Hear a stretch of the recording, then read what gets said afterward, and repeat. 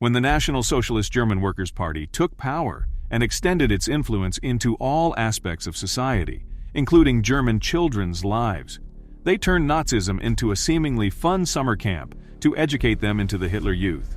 Let's explore the stomach-churning events inside. Was the Hitler Youth supposed to be swift as a greyhound, as tough as leather, and as hard as Krupp's steel, according to Hitler? Chapter 1. Introduction to the Nuremberg Rallies of the Nazi Era. Some of the most popular photographs from the Nazi era in Germany come from the countless rallies staged in support of the party and Adolf Hitler. From the 1920s until the start of the war in 1939, the Nuremberg rallies were held annually in September. In the history of the Nazi era, the Nuremberg rallies stand out as an eerie spectacle of mass gatherings. After the Nazi Party came to power in 1933, the gatherings grew significantly. Chapter 2. Members of the Hitler Youth and Bund Deutsche Mädel. Members of the Hitler Youth, also known as the Hitler Jugend, or HJ, a group of young men between the ages of 14 and 18, attended the gathering. The Bund Deutsche Mädel League of German Females, or BDM, which is made up of females between the ages of 14 and 18, also brought in a sizable number of attendees to the event.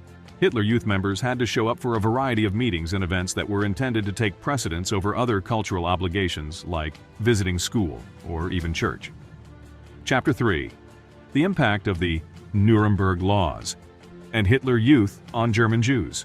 How did the enactment of the Nuremberg Laws and the rise of the Hitler Youth affect the lives of German Jews? By 1935, the Nazis had enacted the Nuremberg Laws, which severely restricted German Jews' freedoms and barred them from participating in Germany's cultural life. This action effectively cut them off from the rest of the nation.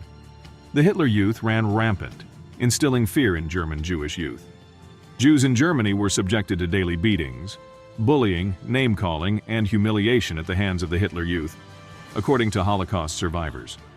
Jewish boys occasionally formed what amounted to self-defense gangs, but they were always significantly outnumbered. When the authorities got involved, they were always blamed for the trouble. The Hitler Youth were virtually untouchable. Chapter 4. Scandal. At the 1936 Nazi Party Rally. The 1936 Nazi Party Rally witnessed a shocking scandal when over 900 BDM girls became pregnant. Many of the women had been coerced or pushed into having sexual activity, often by Hitler Youth members or much older men. Because of this, the majority of the girls were forced to have abortions.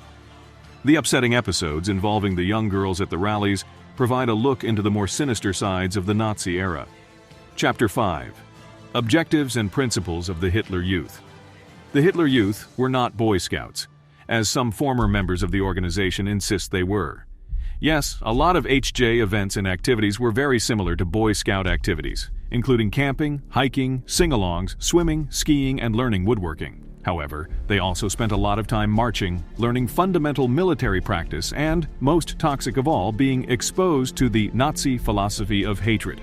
What were the main objectives and principles taught to the boys aged 10 to 18 in the Hitler Youth? The primary goal of the Hitler Youth, which was established in 1926, was to prepare young men to join the Stormtroopers, a paramilitary unit of the Nazi Party. After 1933, youth leaders began recruiting boys into the Nazi national community and training them into potential military personnel. As of 1936, all children between the ages of 10 and 17 had to join a Nazi youth organization. Chapter 6. Ideological Indoctrination in the Hitler Youth. Hitler believed children were the future. So the goal of the Hitler Youth was to indoctrinate those kids into fascist ideology before they could learn anything else. Behind all of the innocent things the Hitler Youth committed, there was ideological indoctrination, and the HJ boys primarily learned three things. The first was that, as Germans, they belonged to the master race, or Herrenvolk, and were superior to everyone else, especially the Jews, whom the Nazis claimed to be the ultimate foe of all Germans. Second, it was their destiny to conquer the globe because they were master race members. The personification of the third, in which Adolf Hitler was to be obeyed without question, and the German people's belief that he represented their Messiah and had been sent to bring about a new golden age. The Nazis manipulated and terrorized the young minds of Germany, encouraging them to spy on their own parents. What ethical implications do you see in the Nazis pushing young minds to report their parents' acts of anti-Nazi sentiments, criticism of Hitler, or aid given to Jews? Comment below. Thank you for watching.